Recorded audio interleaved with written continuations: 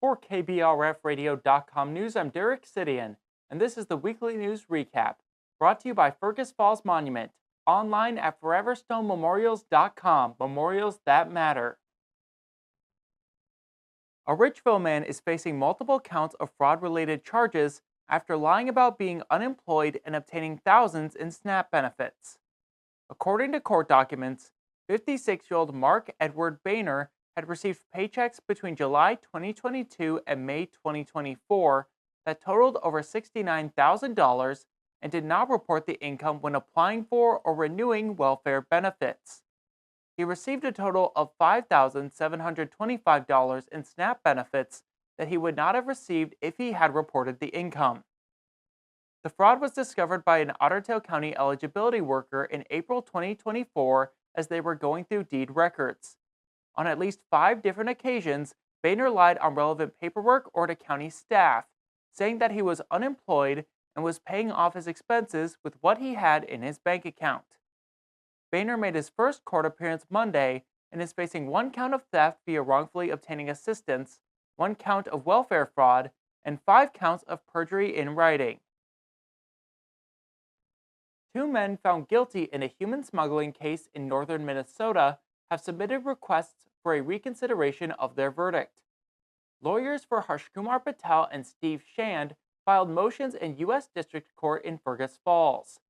A federal jury convicted the 2 men in November, but their attorneys argued that there was insufficient evidence to support the convictions. They are asking the court to grant new trials or to acquit both men of the charges. Patel and Shand are scheduled to be sentenced in March. The City of Fergus Falls Public Arts Commission is excited to announce that there will be a sculpture walk with 6 sculptures installed in downtown Fergus Falls in the late spring of 2025. In the summer, the inaugural tour of 6 sculptures will be exhibited on Lincoln Avenue between Union and Cascade for all the world to enjoy. With this exciting news, the Public Arts Commission seeks submissions for the 2025 Sculpture Walk. The submission deadline is Thursday, February 13th. The selected artists will receive a stipend and the chance to sell their sculptures downtown. During Monday's Fergus Falls City Council meeting, Councilmember Mike Mortensen called into question if the Fergus Falls Daily Journal still qualifies to be the city's legal publication going into 2025. One of the things that would be a very normal, very easy thing to do is place the Daily Journal as the official publication of the city. But we're in historic times with the Daily Journal. The Daily Journal has changed considerably here January 1st of 2025. And one of the things that I want to make sure that I'm doing right for the constituents of this city is making sure that they are still a legal publication. As of the beginning of this year, the Daily Journal made significant changes to its iconic publication, with it now taking on a newsmag format. Heather Cantrud, general manager of the Daily Journal, wrote in an article explaining the changes that the newsmag format blends the styles of a traditional newspaper with the more modern aesthetics of a magazine. With a new format and a return to publishing once a week, Councilmember Mortensen voiced his concerns about the publication qualifying for the resolution under Minnesota law.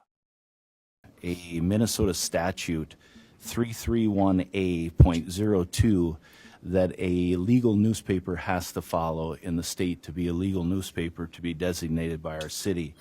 And so what I'd like to do, there's numerous things in this that I'm not aware of tonight. If the Daily Journal is still fulfilling them, I would like to either have the publisher or someone from the Daily Journal be able to address this at the next committee of a whole to make sure 100% that we're doing the right thing as a city and keeping them as our newspaper and not messing up somewhere along the way with this. On Tuesday, Cantrud and the Daily Journal provided a statement to KBRF stating, quote, "As a legal newspaper publication, we are required to file paperwork on an annual basis reporting changes in format and frequency. We completed that process in 2024 for the 2025 calendar year.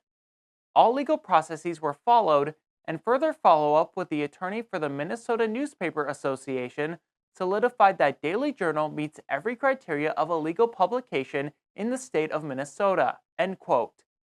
Jude also says the publication was not contacted by any member of the city council or city staff regarding this matter at any point. However, they would have been able to dispel this concern rather quickly, as they ensured they were in alignment with all legal parameters prior to making the decision to change their format and frequency.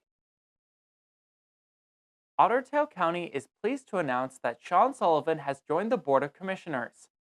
Auditor-Treasurer Wayne Stein presided over the swearing-in ceremony for Commissioner Sullivan on Tuesday.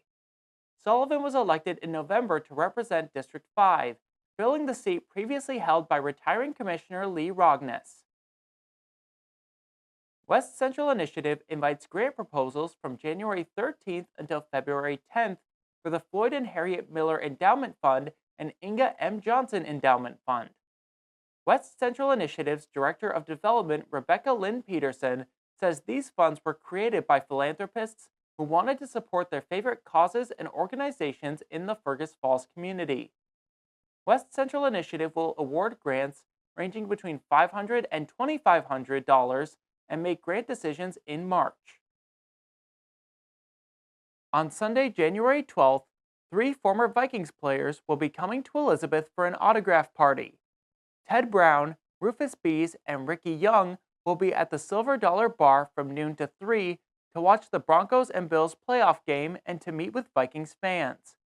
Organizers say there will be door prizes, Vikings trivia, drink specials, and more. This has been the Weekly News Recap, brought to you by Fergus Falls Monument, online at foreverstonmemorials.com, memorials that matter. For KBRFradio.com news, I'm Derek Sidian. Tune in every Friday at 12:30 on KBRFradio.com or on the Fergus Now app to stay up to date with local news. Get more news at KBRFradio.com. Sign up for email news sent right to your inbox, delivered by Cooper's Office Supply.